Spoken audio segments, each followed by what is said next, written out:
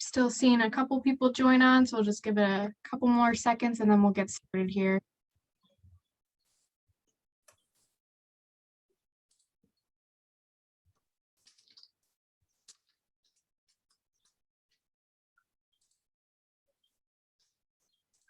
Okay, we'll get started. So hello, everyone. Happy Monday. Thank you all for coming to the OUSC Student Concerns Forum.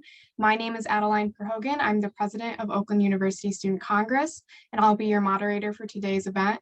So please submit all questions you have for today's panelists using the Google form in the chat.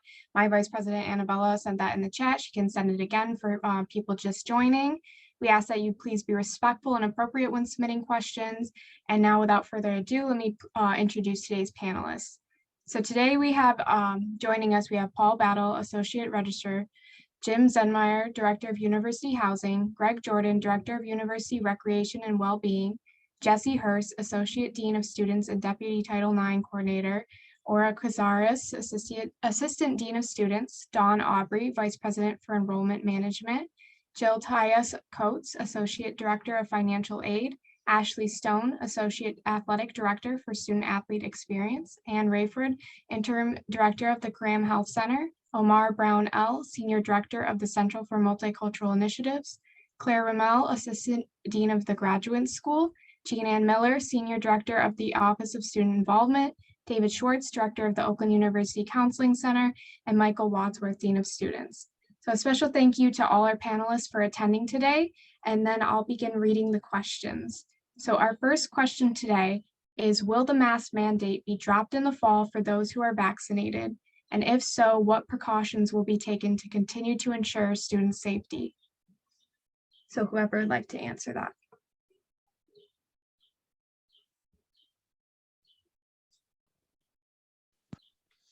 So Annabella, I will take a stab at that. This is Mike Wadsworth from the Dean of Students Office. And I would say right now, all of that information is being developed. A lot of things are going to change come July 1. And there's many of us at the university that are trying to prepare what all those changes are going to mean for the university. So we see a lot of stuff in the news and a lot of stuff in the public every day. But then we have to interpret not only what the governor is saying, but what's my OSHA guidelines and other types of things that the state puts out. So I wish I could answer the question. I wish I could give you a definite answer right now. I do believe there will be a loosening of some of the restrictions, but we are working on what those specifically will look like right now. Thank you. Did anyone else want to contribute to that before I go to the next question?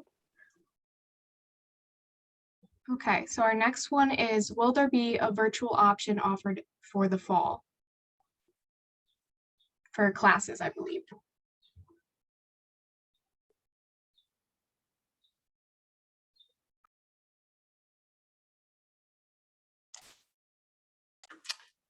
I think that's me. So from the registrar's office, the departments have built their schedules. Many of them have offered online classes. Some of them have scheduled in-person classes. So what we have out there for students to see is what we are planning on for the fall. Departments were asked to come up with an alternative plan if we, for some reason, had to go back into a remote only session. And those plans are also out there for the students to see. But for what the schedule that is out there, we are planning for many courses to be on campus, and but there are lots of online classes if students choose to do that.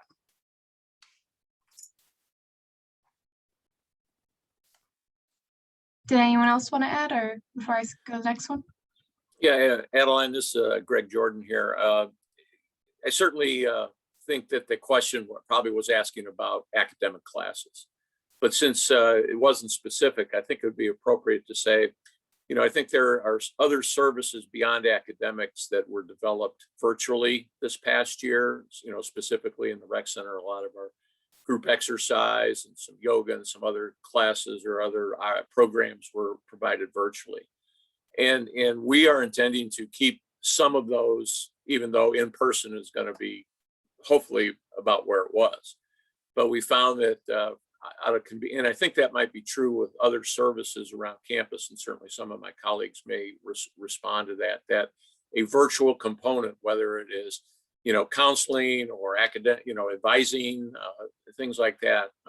We found that some of those things worked out pretty well. And so the things that the silver linings that we found this past year, I think, at least in University Recreation and Wellbeing, and again, others, I think we'll continue to do so as long as they're continuing to meet the needs of our students. Thank you. I can echo Greg's sentiment about counseling. Certainly, that's one of the silver linings. We've been talking for a number of years about having the online remote therapy as an option. And I'm really happy to say, I think this is going to be here to stay. We're obviously going to be doing in-person activities too, but I think it really fills a need, for some of our commuter students who might not be able to get to our campus, or for students who maybe for health reasons or mental health reasons can't come to an appointment. So we certainly plan on continuing to offer both individual therapy appointments virtually. And I think we're going to be doing a lot of group work in the coming year, and some of those might be in person, but some of those might still be virtual groups as well. So.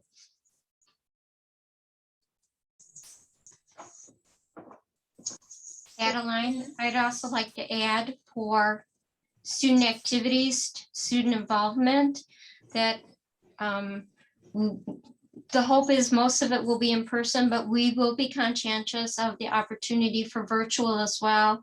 I think we're going to have student org training to remain virtual because it was extremely effective that way.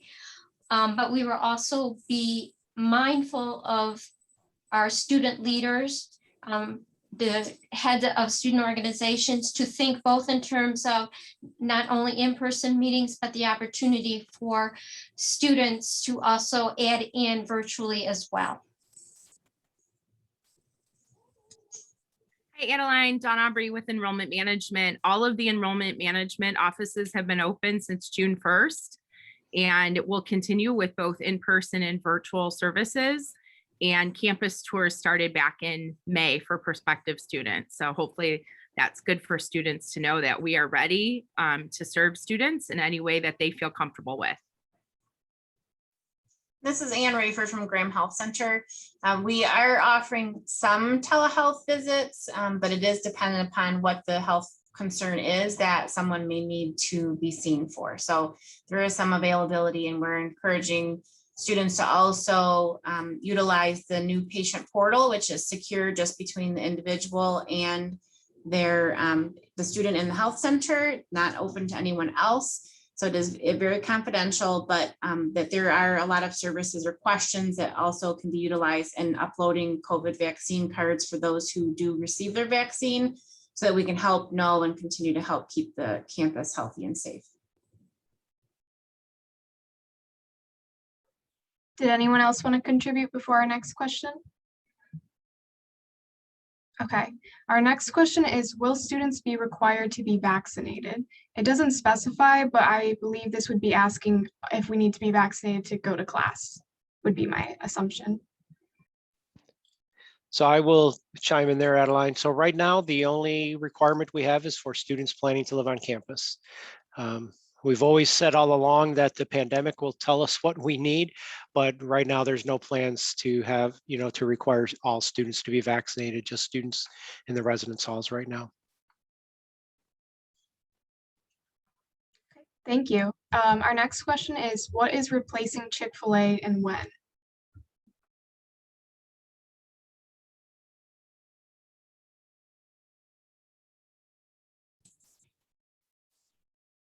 All right, I'll speak briefly for Chris Reed. He's very excited. Although nothing has been finalized to my knowledge, I believe the leading contender is a firm, I believe, based out in the South called Slim Chickens. Slim Chickens. And it has a broader menu than Chick-fil-A had. I hate to say this selfishly, I'm really looking forward to the milkshakes that are going to be on the menu. But it is receiving very positive reviews, and I don't know when that will be formally a reality or not, but they're hoping to have it open this fall. I was talking to Mark from Chartwell's, and he did say that they would be implementing this in the fall. They have a very extensive menu, and it is going to be the first in Michigan, just like Chick-fil-A was. Thank you. So our next question is, will all the food facilities be open in the fall in the Oakland Center and in the various buildings around campus?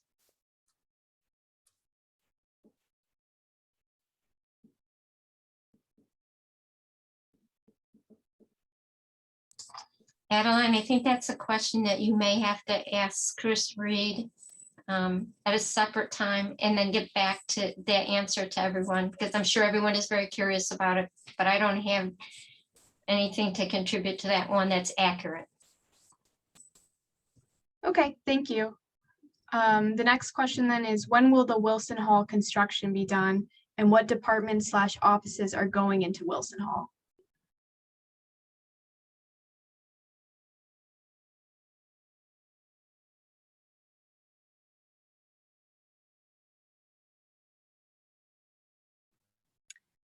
I can speak a little bit about the success project for Wilson Hall, and I can tell you the undergraduate admissions area will be moving over there. We'll have a new admissions office and a new welcome center. There are other areas also moving. Our project got a little delayed because of the pandemic, but I believe it will take another year for us to complete those moves. So I'm not sure if anyone else wants to comment about some of the other areas that are moving, but at least from enrollment management, the undergrad admissions office will move, and that's going to be an opportunity for us to spread out some student services in North, which we're very excited for career services, the first year advising center, and the registrar to hopefully move and shift. So we'll be able to better serve students in North Foundation, and we'll be hopefully be able to share some renderings and drawings of that as well. I would say probably during the fall semester as things get firmed up, but we're really excited. I think students are going to love it. It'll be really an improvement over what I think students experienced before. And of course, too, South, I'll just say something about South Foundation. We're super excited about the renovations in South, and we have that offline again, so we can actually start construction in South Foundation. And I believe Varner Hall will also have some renovations, and in winter semester, we'll have to take some space offline so we can actually start construction there. So it's an exciting time.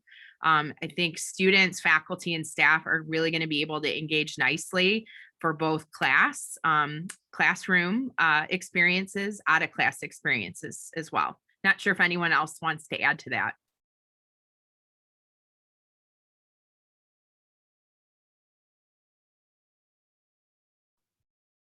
Thank you. Our next question you kind of touched on already, but what is the construction status of South Foundation Hall, and will that impact parking in the P1 parking lot, and will it impact the entrance to the Oakland Center? I'm not a campus facilities professional, so I'm probably not the best person, but we have regular meetings, and I will ask for a status update so they can share with you about those plans. Clearly, we try to minimize the impact to students. We obviously need to leave, the roads open so traffic can get by. So I know they're trying to be as least disruptive as possible, but I can ask campus facilities for an update for you.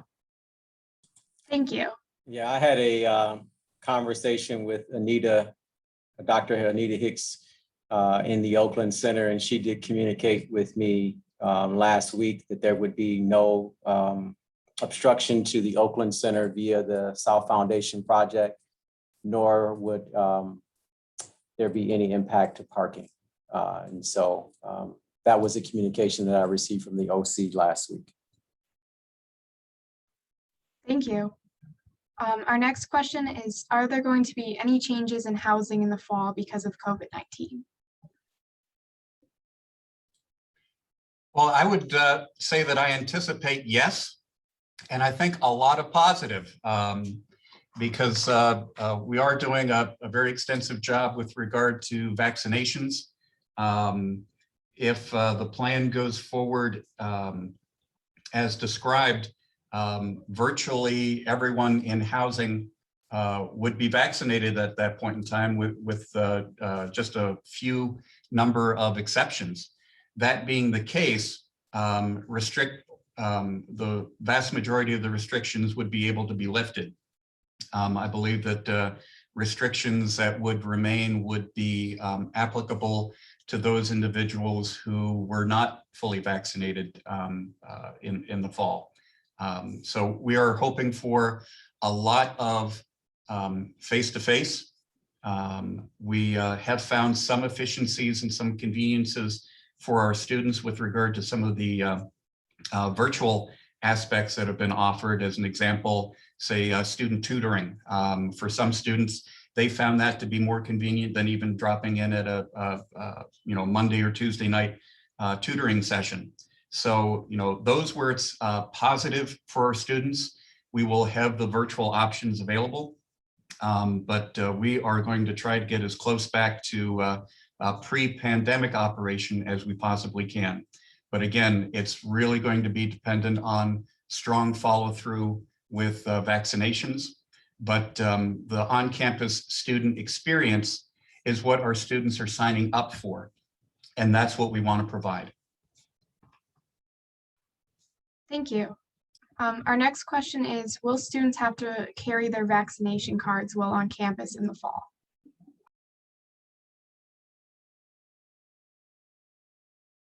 At this point, I believe we're really encouraging folks to upload their vaccination status to the portal. I never think it's a bad idea to maybe have, a picture of it in your phone, but I believe, and, Mike Wadsworth as the Dean of Students, maybe you have more information, but I think that's really what we appreciate and would expect from folks is to upload that information to the Health Center portal. Yeah, Adeline, I would add that there have been, in all of the discussions for planning for fall, there has been no discussions of, requiring someone to carry their vaccination card, or there's been a lot of talk at other institutions and businesses about passports, and we are not planning any of those things. But and I know Ann Rayford is on here, but one of the things we will be encouraging folks to do is to, like Dawn Aubrey said, is to upload their vaccination card through the secure patient portal with Graham Health Center. And again, that'll help us do a whole lot to just help ensure the safety of everybody returning to campus in the fall. One thing to add to that would be that I believe, at least in the rec center, and I've seen communication from Ron Watson on this, until further notice, we still will be requiring or asking people to fill out the daily health screening form. And that's a requirement to get into the rec center. You do need to continue to show that to us, that you get the green bar on your phone. I believe the form is also going to be updated because I think, certainly the question about are you vaccinated, I would assume probably will be on there.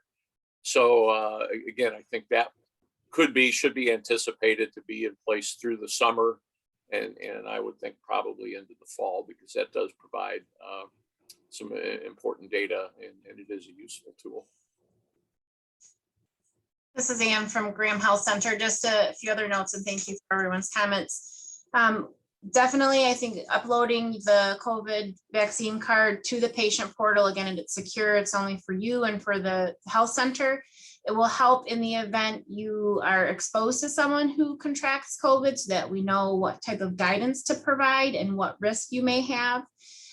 Additionally, there are 2 easy ways to upload it. The portal is very user-friendly, very simplified. It's not as complex as some of the larger health systems, but it helps us to communicate and also be able to answer any health questions that people might have about it.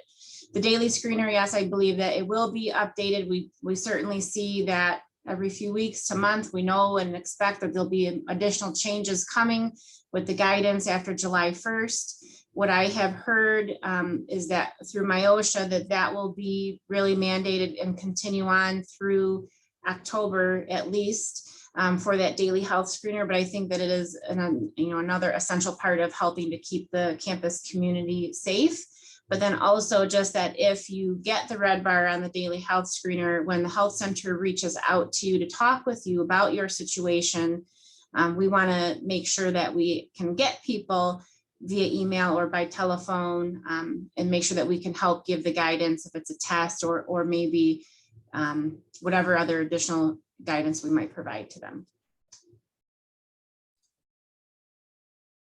And can you verify you do not have to be a patient at Graham to be able to put the vaccination card on the portal, or is it open to everyone? If you have a OU login, then you have access to a patient portal. So those like newly admitted students, they may not be in the system yet. So there might be a challenge, then we would encourage you to reach out by phone or by email. But even if you've never been here before, but you are a registered student or an employee, you should be in our system. And even though that might be the only thing we have about you, we would rather have it than not have it. But as long as you have access, it's just like logging into any other OU system, username, password, and then we ask for another layer of protection to access that information for you. Thank you. Our next question is, as of right now, can student organizations have any in-person events? And will OU be offering any in-person events this summer? We are planning to do hopefully all in person in the fall. As of July 1st, student organizations can finally travel off campus, whether that is an in-person conference, competitions, fundraising, or service opportunities. They will be able to start again. I know Student Program Board right now is doing some activities for students, both first year and returning, but that's virtual at this time. And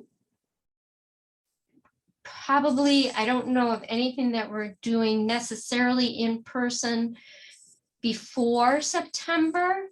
We're definitely open to it, and student organizations can register for rooms in the Oakland Center at this time based on that summer hours. So there are some opportunities to come back on campus and do things in person, especially outdoors, before the start of the fall semester, but the goal is to be as much in person as possible, starting with Welcome Week and beyond. Adeline, I would add to that, Recreation and Wellbeing is offering some in-person classes or in-person programs over the summer, group exercise for sure. And I believe we have some intramural sports. I know there's some modified basketball opportunities inside, as well as I think we're doing some kickball and some other things outside. I would encourage students to look at the RecWell website for the specific schedule.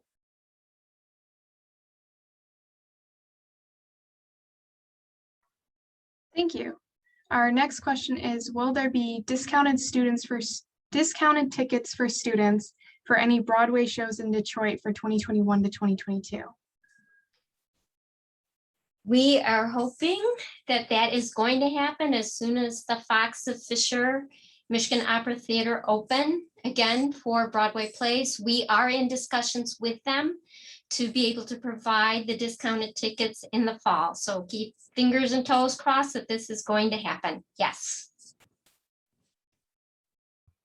Thank you. Our next question is, what is the updated guest/visitor policy for housing? Again, that's pending final approval with regard to university leadership is concerned with regard to pandemic protocols. But tentatively speaking, we will be looking for notification to visitors well, we define visitors as being fellow OU students, guests being individuals that are not affiliated with the university. If you are vaccinated, the tentative plan is that you would not be restricted. If you are not vaccinated, that following CDC guidelines, that that you would maintain distance and wear a mask. But we are looking for having that restriction to be lifted as long as those CDC protocols are followed. So again, a lot more flexibility this coming fall. Thank you. Our next question is, what are the limitations of free counseling at Graham Health Center and how does the process work? Yes, thanks. So you might have seen the news story from a couple of weeks ago that we have made the official decision that all of our counseling services are going to be free to students this coming year for the entirety of the year. For those of you who know, previously how it works is you would get 6 free sessions for a total of 15 sessions, and we would usually charge $12 for those next 9 sessions. Although we've never let finances become an obstacle, and it was just on a case-by-case basis where a student could talk with their therapist if they were on a very tight budget. But given everything that students have been through in the past year and a half, and combined with the fact that we think mental health services are going to be very critical in the coming months as people are transitioning back to something closer to a pre-pandemic life, we decided to offer the counseling services completely free without having to deal with that $12 charge for those 9 sessions after the 6 free ones. So we're very excited, and we got great support from the university in being able to do that. I think it comes at a perfect time because the way I look at it is anything we can do to remove any barriers for people reaching out and asking for help and connecting with our resources, it's always a good thing, but in the coming months, it's going to be absolutely critical. Quick addition to that too, I'm going to put another plug in for something else the university has done to support us in the coming months is not only have we been granted all of our part-time positions back, but we have an extra full-time position that was added just for next year. And the person's going to be a full-time group coordinator. So we're really hoping to build on the foundation we started this past year, where we started several online support groups. We have 2 that were pretty successful. And we have a few more planned already. And we're hoping to really build and expand on that next year with having an extra full-time person dedicated to doing that.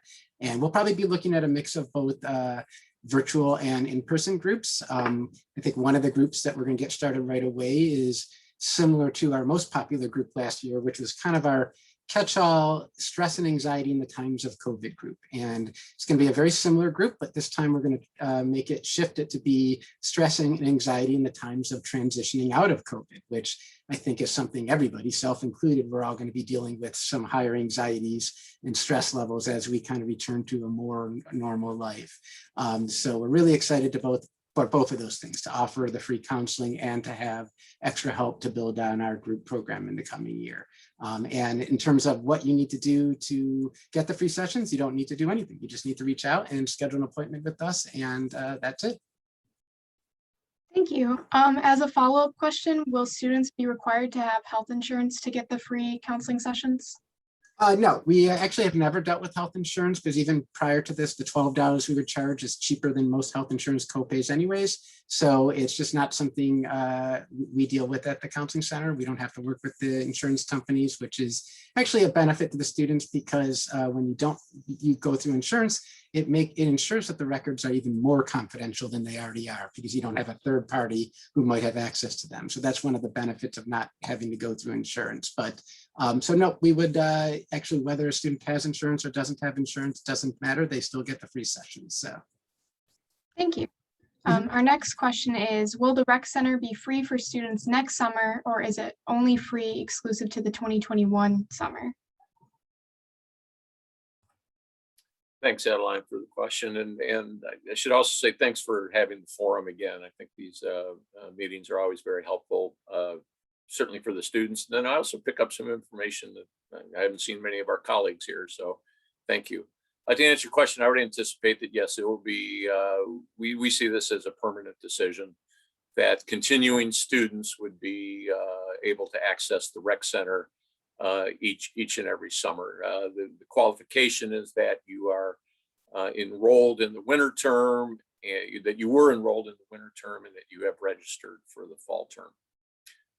And so, and that's something that is done automatically now. Our upgraded software system does not require any kind of application Dave Schwartz just said, it's just something just, it's automatically into the system. Thank you. Our next question is, what plans do the different offices on campus have in place to progress in the topic of sustainability, and are any new measures being taken? And I believe for this question, they're speaking on environmental sustainability.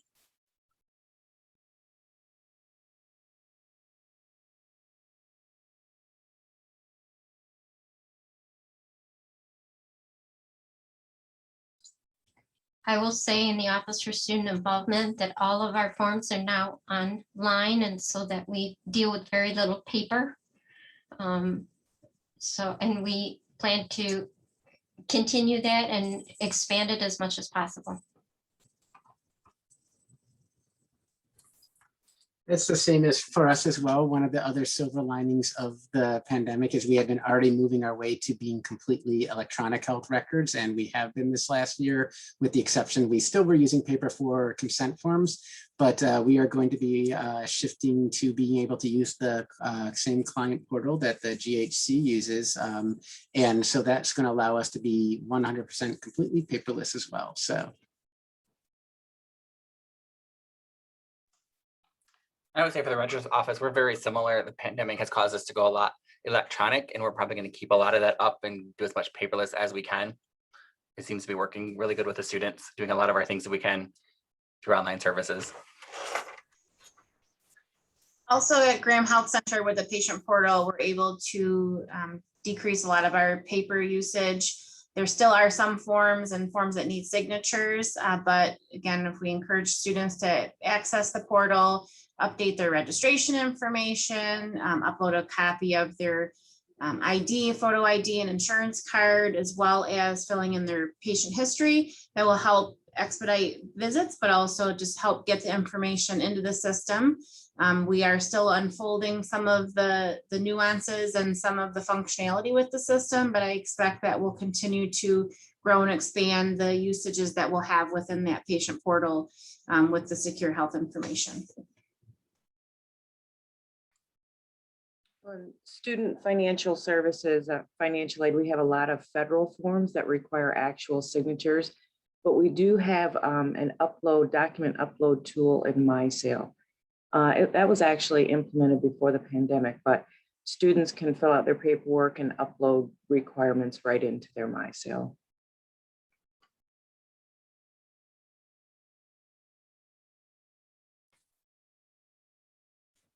Overall, I think that was an excellent question.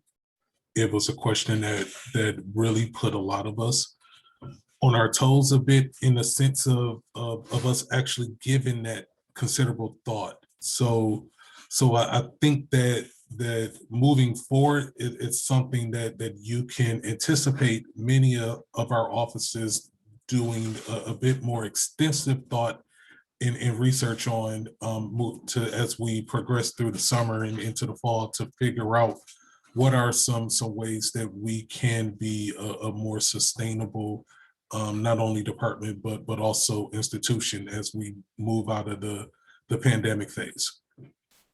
Yeah, Jesse, I just want to emphasize, this is something at the campus leadership, the vice presidents have talked about, and I do want to let you know that we're looking at sustainability, and I believe there are some larger university committees looking at that as well. So again, I'll be able to share that with some of my colleagues and see if there's something more formally that we can share with you, as well as about overall university plans, because it's definitely something we value as an institution, and we need to change our culture. So we are thinking about the future and how we don't need to be wasteful, right? We need to be conserving our resources. Thank you so much for asking that. Thank you. So our next, Can you explain to the group here of what you're doing for OUSC in terms of sustainability? yeah, we created a new position this year. So we have our director of sustainability. I'm sure they will reach out to many of you, talk about their plans. Some of the plans we have started, we're possibly having an option on the website where you can search in items of trash, and it'll tell you if you recycle them, their waste, or it can be composted. Some other options would be including that in housing in the dining halls, having a recycle, waste, compost option.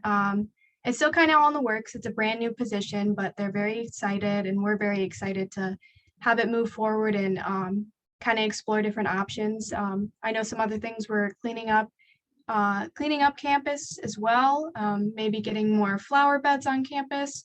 We have a lot of ideas, so I'm sure you will hear from us soon. But thank you, Jean Ann. So our next question is, will sporting events be at full capacity in the fall, and will they be allowing Grizz Gang and other students to attend? Adeline, thanks for the question. I'm happy to actually get to speak. Right now, kind of similar to everyone else. So first, Ashley Stone on behalf of athletics, and still kind of seeing what capacity limits are going to allow us to be at. And I think many of us on this call are aware that throughout the month of June, we're at 50% capacity. And hopefully come July 1, those capacity limits will hopefully be reduced completely. So we are keeping our fingers crossed, but I think like many of you, we missed sports last year. It's a large reason of why we do what we do, to not only give our student athletes an opportunity to showcase what they do, but have you all be a part of their journey as well. So we are hoping and keeping our fingers crossed for full capacity. We're excited to welcome the band back. We're excited to welcome the Grizz Gang back. I know personally, I think the Grizz Gang definitely helped for a lot of close wins. And so that's kind of the current update, but we're hoping for some positive things to come. Thank you. So our next question is, how are different graduate schools at Oakland reacting to satisfactory or unsatisfactory grading in terms of applications?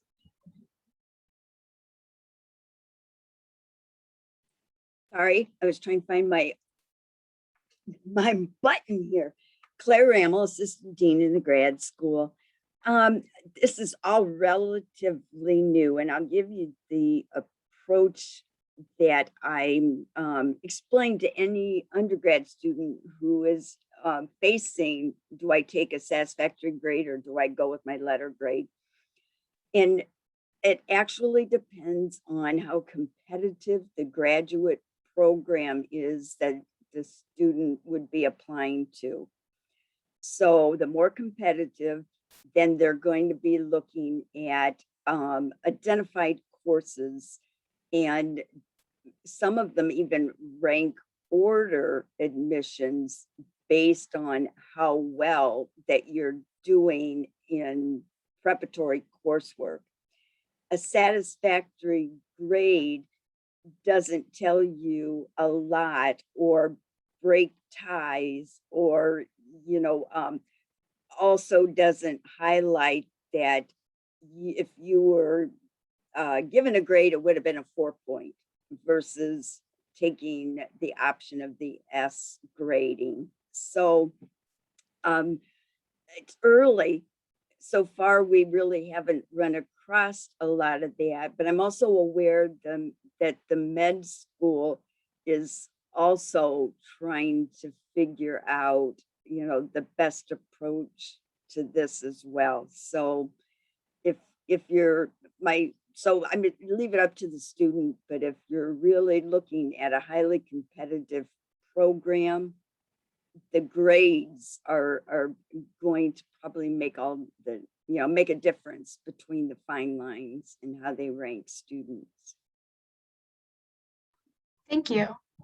So our next question is, will there still be offered quarantine sites on campus for housing students? At this point in time in the planning process, we do have both quarantine locations and isolation locations on hold.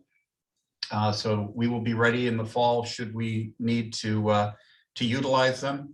I think part of that will also be impacted by what are the numbers of students with regard to exemptions are concerned, with regard to vaccination. So that is to be determined to what level they may be employed, but we are prepared to employ them at full strength if we need to.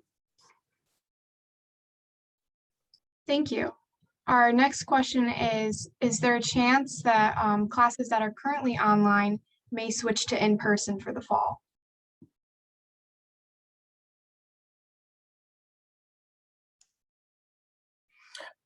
No, what we asked the departments to build schedules for what they want to be. So if they are scheduled in person, they will be in person as planned.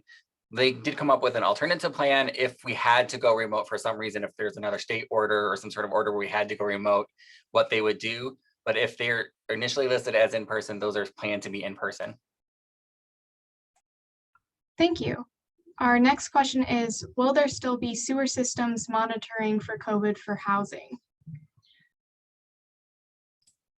I believe that the folks that are conducting that testing have secured additional funding to continue.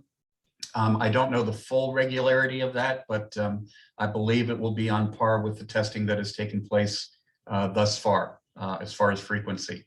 Our hope is that such instances continue to diminish as people continue to get vaccinated. But as long as there's a need, from what I understand, that testing will continue. Thank you. Our next question is, what will the CMI programs and offerings look like for the fall semester?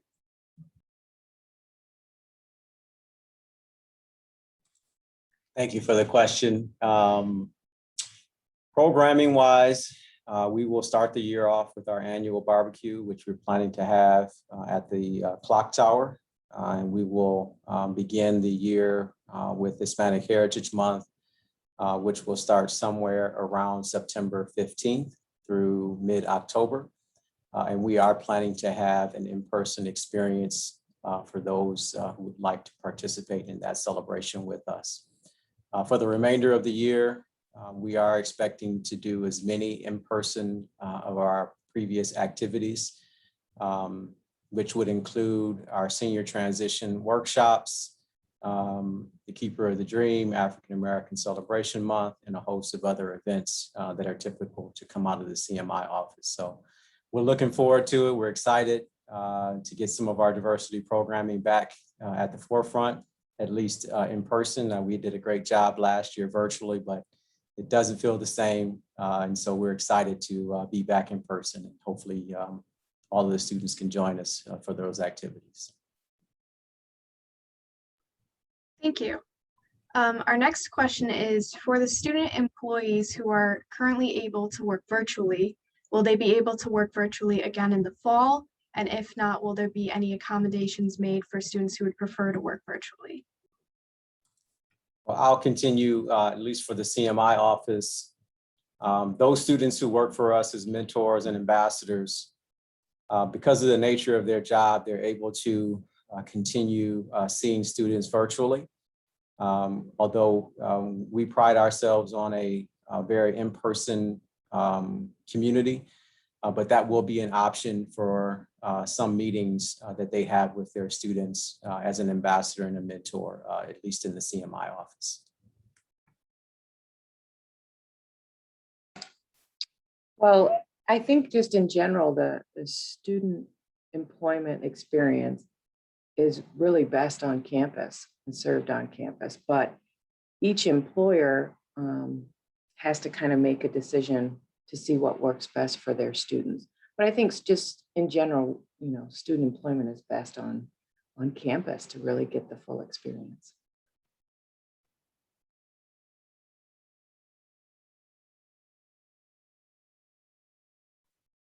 Thank you. Our next question is, what is the university doing to help DACA students who are not able to receive financial aid when it comes to textbook and food costs?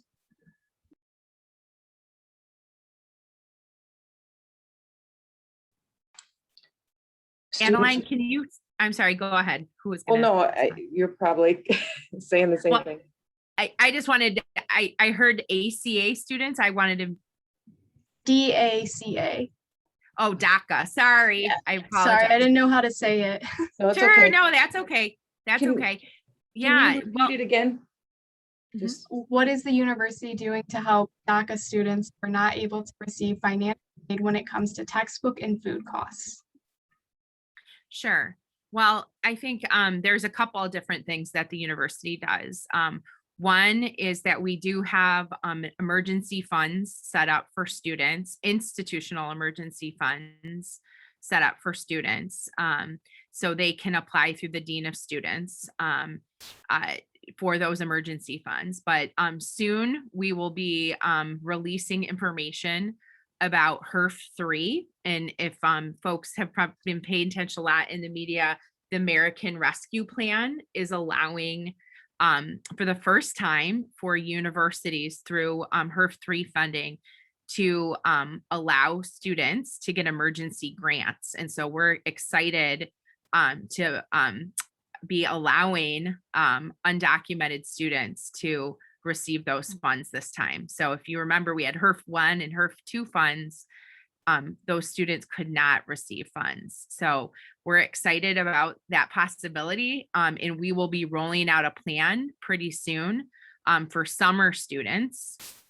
So those enrolled here in summer 1 and summer 2, and then we'll announce a little bit later for fall students. But the university is planning on allowing students that were not allowed prior to, because the federal law did not allow us to. We could only really give it to students that qualified for federal financial aid. So that is pretty awesome. We're looking forward to it. The financial aid team, and you can see Jill smiling. I'll just tell everyone on this call that Jill is brilliant, and she helped us to develop our plan. And we're really excited. And again, watch, you know how we like to release things throughout on the OU website. So we'll have the details here a little bit later in June. Okay, so excited to unveil that soon, but very proactive and very much inclusive this time. And it's endorsed by the government, which is always a good thing, right? When they give you millions of dollars to give to students to help support them through. I can also add that Dawn and her team and other cross-departmental teams came together to update the link that I put on the chat for our DACA students, DACA and undocumented students.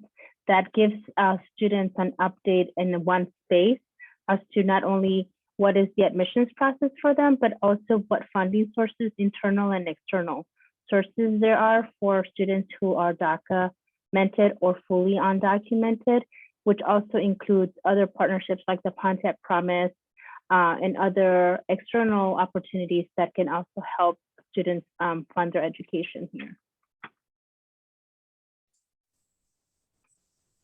Adeline, I'd also like to add, in terms of food insecurity, the Golden Grizzlies Food Pantry is open and available to all students. And we'd love for everyone to refer students to it. Even today, we are open. We are open in person Monday and Tuesdays, Wednesdays, Thursdays, and Fridays by appointment, but we also take in walk-ins Monday through Friday, 8 to 5. And so we are stocked, and we would love to be able to provide to our students or our faculty or our staff any needs that they may have related to food insecurity. We've been open the entire time during the pandemic, and we are still open now. So please, I would encourage everyone, if that is a need for our students, to be able to let them know it is available. Thank you. Our next question is, will the Graham Health Center continue to offer COVID vaccinations for students? Yes, we just updated our website for walk-in Johnson & Johnson vaccines for the next about 2 to 2.5 weeks. We also have a second dose clinic of Moderna planned for the 15th. We will continue this through the summer and the fall. We are here to support the campus community to help get everyone who is still needing a vaccine vaccinated. We've also been in communication with some international students who maybe have not been able to get vaccines in their home countries, and reassuring them that when they arrive, we will be able to get them vaccinated. We plan to continue to have the Moderna vaccine available as kind of our main vaccine that we will have. But we have Johnson & Johnson, the one single dose vaccine available 3 days this week, Tuesday, Thursday, Friday, and then our website will continue to be updated for any changes to ongoing vaccine clinics. So there will be vaccines available on a weekly basis. The days just might change, and some of that's based on availability and staffing, but also we want to make sure that we help to get everyone vaccinated. It just might not be the day that you initially request, but we will make sure that we get you vaccinated if you wish to get that done with us here. It does have to be 18 and over for the vaccine that we do have on hand though. Thank you. Our next question is, what resources are available to students with learning disabilities such as ADHD or dyslexia?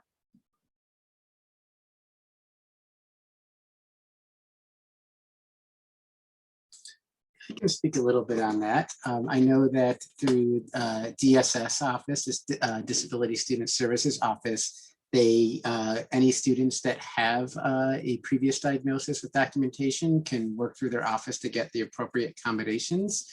If they don't have that previous diagnosis, or maybe they need more updated documentation, that is one of the services we offer. We do have testing available where we do 2 types of testing, and unfortunately they are not free, but they are at a significant reduced cost compared to what you would get on the outside. And our 2 types of testing is, one is more of an expedited, takes about half the time and it's half the price. It's $125. And this is for students who think they might have ADHD. We do some learning disability screenings along with that. So sometimes we get students who go through that testing and we decide to kind of do a fuller testing because there might be more than ADHD going on. But that is a service we're planning on providing. We are currently, our position is open. We're searching for a person to fill that position. I'm very hopeful that by fall we'll have somebody in that spot and up and running. The fuller testing is one that takes a little bit longer to do. It's a very thorough testing, costs $250, and an equivalent testing on the outside can range from anywhere from $1,500 to $2,500. And at the end of it, the student gets a very thorough report, which most importantly, the last part of the report gives them very clear action steps of what they can do to help either get accommodations through DSS, and we work very closely with that office and can provide letters and help and support for that. And that is a very helpful testing because that looks for ADHD, learning disabilities, and a number of things that could interfere with academic performance. Right now, while we don't have that position filled, if we still encourage students to reach out and contact us, because we do have a really good referral list of people in the community who do this type of testing. We do have at least a couple people that do it at a somewhat reduced cost compared to others, not quite as reduced as ours, but at least better than some of the other places where it's very expensive. So, but like I said, hopefully we're really hopeful that by fall we'll have that program up and running again. And all students have to do to get that set up is give us a call and let us know that they're interested, and we will get them in. And I would encourage students to reach out to us sooner rather than later, because we do end up getting a wait list and wait times, because it is a longer process. It's a very thorough testing we do. So it can take anywhere for the full testing from 6 to 8 weeks from beginning to end.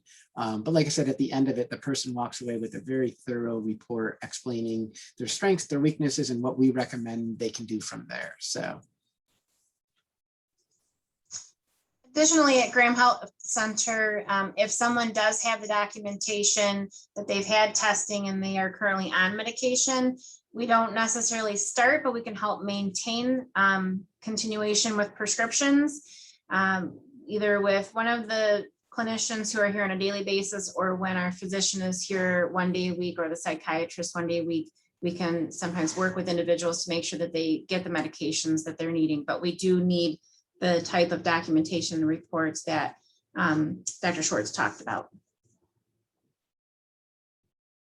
I should add one last thing I forgot to say is that sometimes students contact us, and since it can be a long process to get in and get done, you know, they might be in the middle of a semester and really struggling. And we have a really great relationship with Dr. Guadalupe in the DSS office.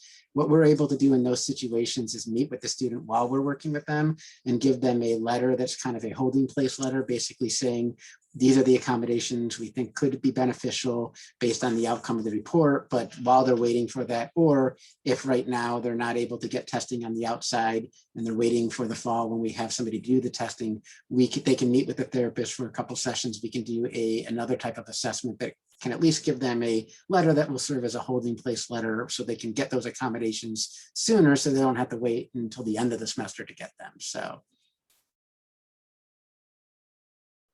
Thank you. Our next question is, what is the policy for enforcing that non-vaccinated individuals will wear their masks on campus?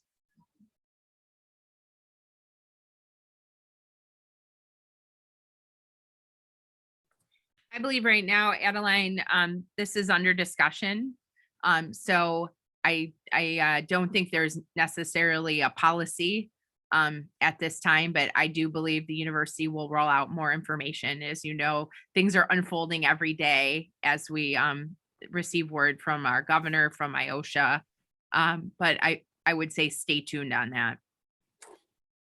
And while we wait for the actual policy to be developed, I think that it's a good time to remind everyone of the community effort to ensuring our safe campus community. And it takes all of us to participate in that method. So if there are individuals that you know of or see that are not adhering to any of the mandates that the university have in place, please reach out to our office immediately, and we will take the necessary provisions that are needed to have conversations and ensure proper enforcement and guidance going forward.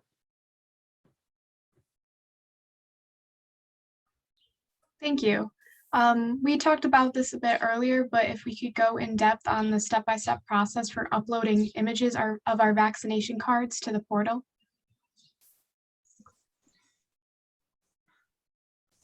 So there on the Graham Health Center's website, there is a link or a section on the left-hand side that talks about portal instructions. We expect that we will continue to add some additional messaging and ways to do different things there. But there are two ways. When you log into the patient portal, on the left bottom side, there's a portion that says vaccine upload.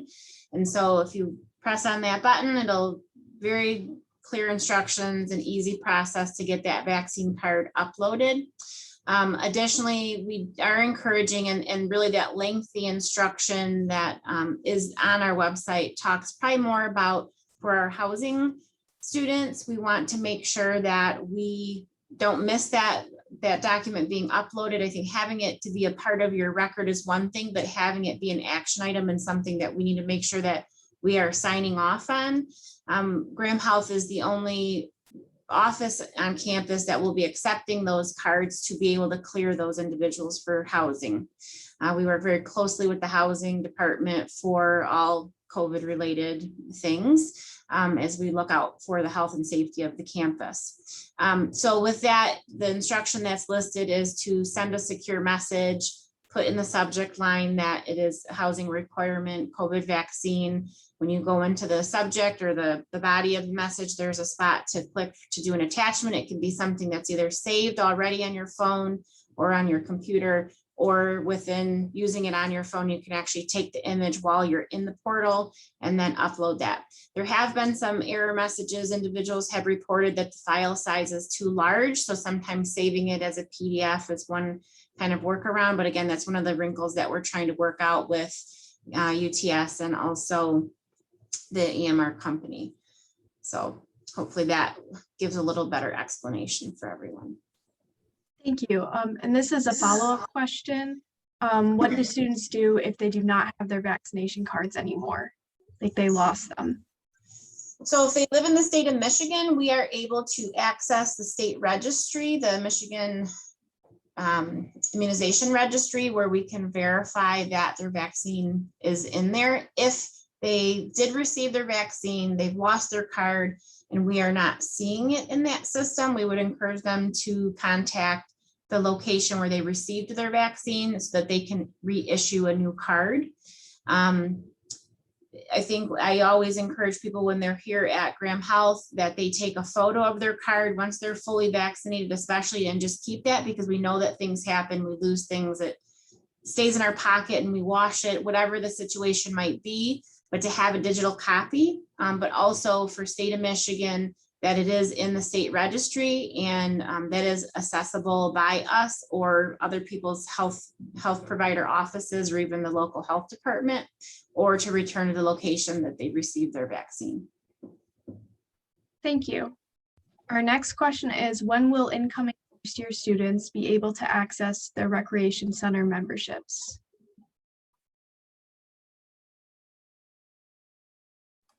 The incoming students would be able to access it the same day when first-year students or students are able to move into housing. And the reason, it's not directly because of housing, but the students need to be uploaded in the software system. And that happens right when students move in. So it would be, Jim, just, when's the first day students move into housing? August 27th.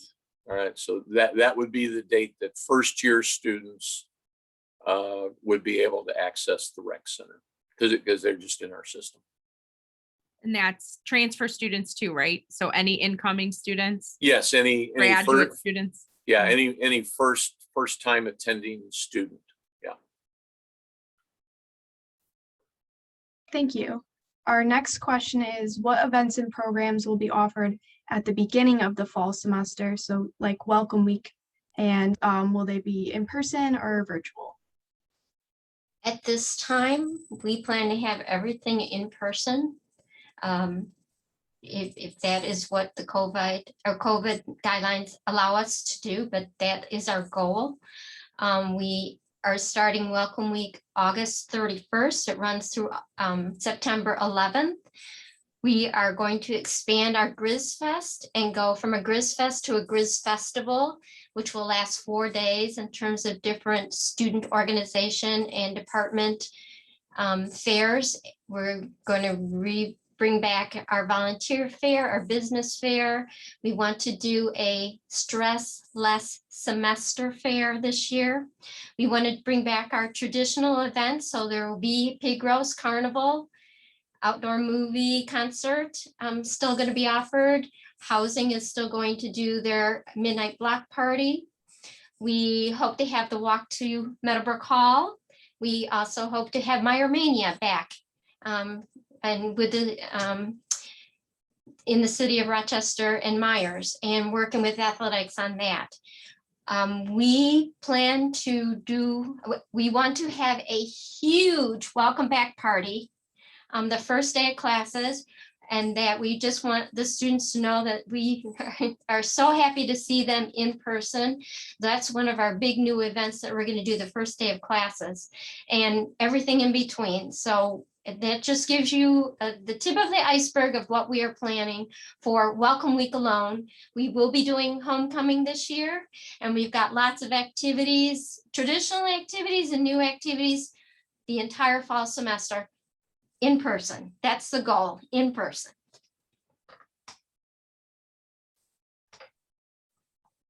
Thank you. And then, so what events and programs will housing offer in the fall for students? Well, if you're asking if there will be in person, we're going to try to offer as many of them in person as possible. That will be the rule, and as opposed to the exception. Off the top of my head, really the big ones are right off the bat are the block party. We will return also, I'm sure we'll be working closely with Jean Ann and the program board on casino night, midnight breakfast, basically what has been in the past. Our intention is to return as much as possible. And I think we'll be pretty successful at that given what the expectations are for vaccination.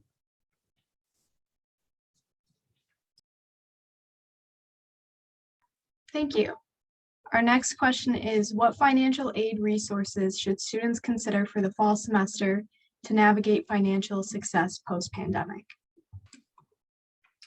Well, we always do a huge FAFSA campaign, and for us, that's step number one, is students should complete a FAFSA for 2021, 2022. We also recently did a campaign to let people know about extenuating circumstances or unusual circumstances. So what we mean by that is if someone experienced or a parent experienced a job loss or a drastic decrease in income due to the pandemic, we sent out an email to students to let them know that they should talk with us about it to see if we can make any changes to their FAFSA to provide additional assistance. So those are the two kind of first steps FAFSA, and then reaching out to us. And we just really work to brainstorm options for students, whether it's, federal, state, or institutional aid, to try to help them, cover costs if there's been a major change. Thank you. Our next question is, will there be some form of a transportation program provided on campus, similar to a program we had in the past, like the Bear Bus? And what should students expect from these programs in the future?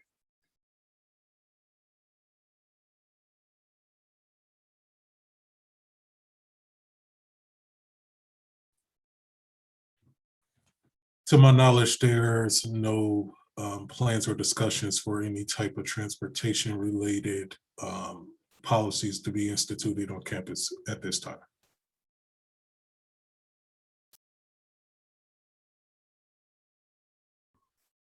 Thank you.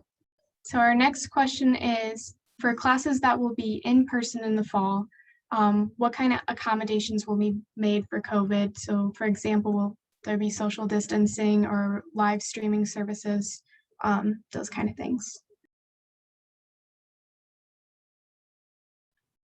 That's a great question, Adeline, and that is one that we're still working on. So again, as we receive more word about the regulations that we'll have to follow as a university, we are making plans. Currently, I believe there are 3 plans that the university has underway. One, where we will offer as many in-person classes as we possibly can. And you can see that by logging into the schedule of classes. Students can actually see which classes right now are scheduled to be in-person, hybrid, and online. There is another plan, of course, if we had to be more restrictive, right? If the situation changed where we had to actually pretty much do what we did this summer and last semester and have very few in-person classes. And then I believe there's a third plan in the works right now with our faculty in academic affairs. They're working with the registrar's team, Paul Battle, Chris Goeth, and Trisha Westergaard are very involved, in which we could possibly have to rotate students where they'd come certain days in person, and then have to do things in a hybrid format. If there is some social distancing, maybe 6 feet, for example. I'm sure you all know we cannot do 6 feet social distancing with our current classroom situation. So we obviously have to have a variety of plans in place. And so that is what we're working on right now. Everyone's being very flexible. We're hoping that we won't need to social distance and that a lot of people are going to choose to be vaccinated. And obviously be very respectful and mindful that not everyone can be vaccinated, right? So I think you're going to hear a little more from us soon as we are putting those plans into place. And we're being very optimistic, and we want to return better. That's sort of been our theme, is that this is the goal, is to return better and to allow students to come back here on campus and interact and feel safe doing so. And also recognizing and appreciating some students really appreciate the online learning environment and may not feel personally safe to return in person yet. So the university's really got to be flexible, and we're asking our faculty and staff to really think about that as we formalize those plans for fall. And we're working closely with the governor's team, with the health professionals, with the county, Oakland County, to do that. And I can tell you every day it's looking more positive. So, that's the good news, right? But at this minute, I don't think we can say 100% certainty what those plans are, because things are changing rapidly. But if students really want to come back onto campus with us, the best thing they can do, I think, is to get that vaccine, to be honest. That is a way that I think we can feel much safer if we're doing that together. I don't know, Paul Battle, if you wanted to add anything else, if I missed anything, but again, shout out to your team. You've been working very closely with faculty to accommodate them and make sure that, and also technology, I think to your point, we did receive some funding. So that way, if faculty could have that option, if they wanted to film themselves, that students could actually have a live stream or they could record. And that'll be more in the general purpose classrooms, but we're also looking at some of the other classrooms that the academic units oversee that hopefully we'll be able to get more technology for them to do that. I think you all know that's kind of the wave of the future to make sure that you have a lot of options. I think you got it. And I was just going to add, Academic Affairs is working with the technology folks to see if they can kind of fit some of the classrooms for some streaming, or kind of if we have to rotate students in, that all students can at least participate in everything. And they're still looking at, so as soon as we have a plan, we'll let you know. Thank you. Our next question is, will IM sports and club sports be available in the fall? Yes, for sure. The intramural sports program will go back to, like others have said, as close as we can to pre-pandemic as possible. Club sports, yeah, I think Jean Ann already talked about, for example, student organizations will be allowed to travel for those club sports who compete. That availability will be there.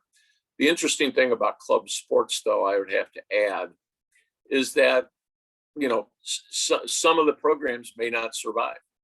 Not only maybe at Oakland University, but I wonder, for example, about the viability of the club football organization. It was an organization with just 25 schools, and they were one to cancel very early last year. So just like some businesses, in around Michigan, around the country, have not been able to reopen because they couldn't, that could happen with club sports. So that's really on a case-by-case basis. And I think it's kind of interesting, as Dawn was just talking a minute ago about, what the classroom's going to look like. I was thinking a little bit about what the rec center is going to look like, and what's unknown to all of us right now. We're planning and trying to think about as many options as possible. But you hear the term, I saw it on NBC the other night, reentry anxiety. I think that's something that we're all facing. And to what extent are people going to feel comfortable coming back to where they were? Are you comfortable going out to dinner? Are you comfortable going to a concert or a movie theater or things like that? Now, the good news is, I can tell you, we just got some usage data from the rec center for what we experienced in May. And actually, our usage was up in May. It had increased, which is a good thing. So what we're finding is, it looks like people are willing to come back, and the rec center is put back to where it was.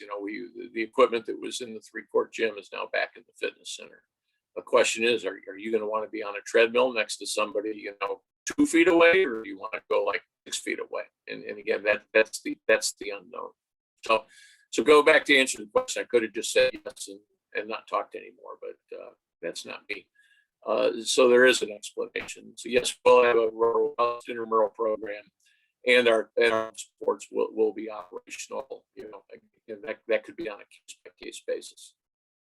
And for example, have a new club sport that just came out. That there's a cycling club, bicycle kind of club, and they're just starting up. And one of the challenges is right now is, there's not that many students on campus right now. It's summer anyway, and all classes are still virtual here this summer.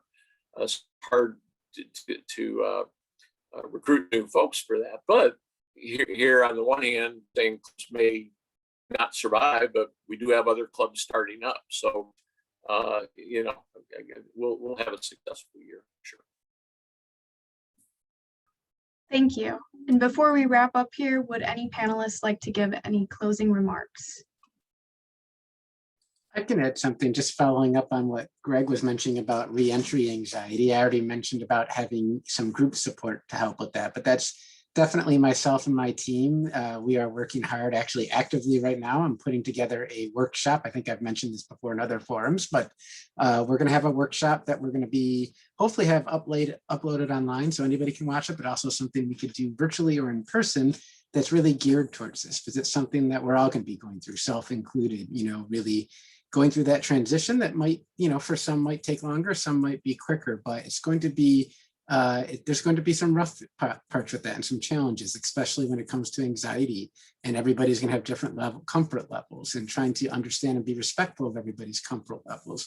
So one of the things we're really working hard on is coming up with a workshop or two, focusing on just normalizing that, helping people understand we're all kind of in a similar boat here, and then also giving people some really good tips on how to manage that anxiety, how to work with that, how to ease themselves back into a closer to a pre-pandemic life. So stay tuned for that. We're still putting it together, but hopefully we'll have that ready soon. And like I said, the plan is to eventually have that up on our website as well. So anybody who wants to watch it on their own time, they can, but we're also going to be offering that virtually and probably in person as much as it's needed. And we're gearing it towards both students and faculty and staff, because they are also dealing with the same anxieties. So.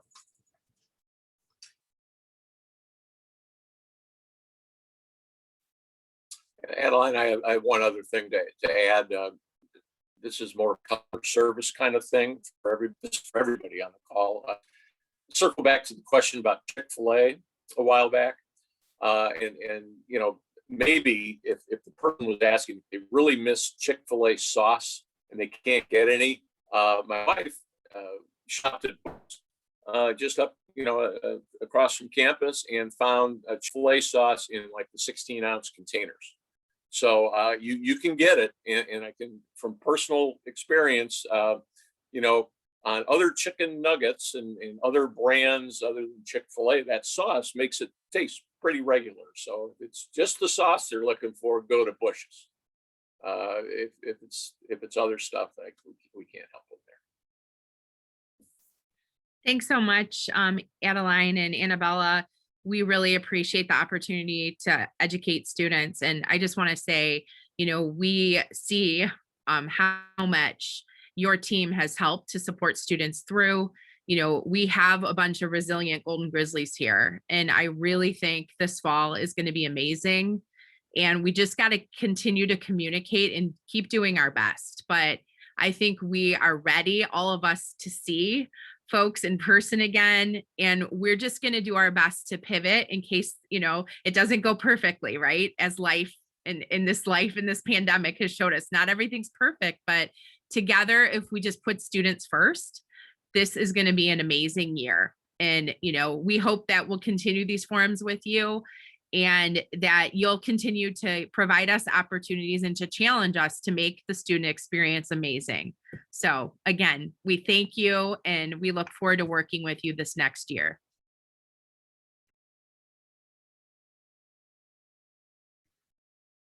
So that is all the time we have for today. I want to say thank you again to all our panelists and to our audience for attending the event. Special thank you to my VP, Annabella, for giving me all the questions through this. If you have any questions or concerns that we did not answer or cover, please do not hesitate to email us at ousc@oakland.edu. Additionally, please be sure to follow our social media at OUSC Official on Twitter, Instagram, and Facebook, or check out our website to stay up to date with our current events and initiatives. This event has also been recorded and will be published onto our social media, probably our YouTube page. So please make sure to check it out if you'd like to rewatch for reference. Thank you again, and everyone have a great day and enjoy the rest of your evening.